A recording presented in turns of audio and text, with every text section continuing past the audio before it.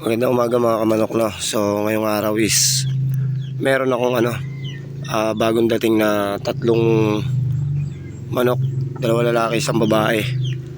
So ito siya, yung babae, 5K sweater. Ayan. Yan yung 5K sweater natin, no? Galing yan Santo Tomas, Batangas. Tapos ang kapartner naman yan nung nakuha natin is ito. Ayan, bata pa. Ayan, Golden Boy Station, going 7 months. Valencia, bata pa. Golden Boy yan.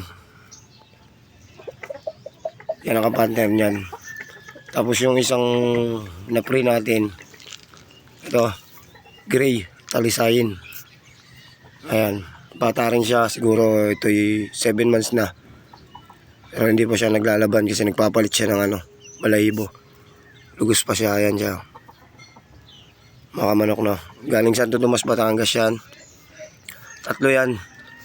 So siguro sa susunod, pag medyo umidad na yan, pagpaparisin natin yan. Yung Golden Boy na yan, ibabangga natin siya dito sa 5K para yung linyada. Sana makapagpalabas tayo ng maraming anak nito tsaka ng Golden Boy. Sana makakuha tayo ng mga ganyan materials natin para pag i-out mabilis lang, no? At least merong siyang foundation na. So ayan, no? High station siya, no? Yan, high station yan. Bata pa, 7 months. Kaya natin ibabangga mga kamanok na. Tapos itong isa, siguro palakihin pa natin. Tapos ibangga natin sa ibang mga inahin ko rito. Ito kasi medyo hindi ko na anong lahi na ito eh. Pero ito lang talagang nagustuhan nating lahi, yung sa Golden Boy. Puro. So ayun lang mga kamanok na.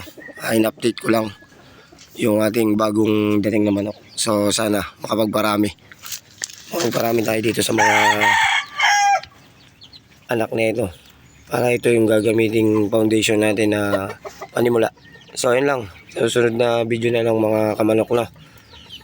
At sana pagdating ng susunod na mga ilang araw ay makakuha na tayo ng mga sisiyo na ito. So ayun lang. Kita-kits na lang tayo sa susunod na video.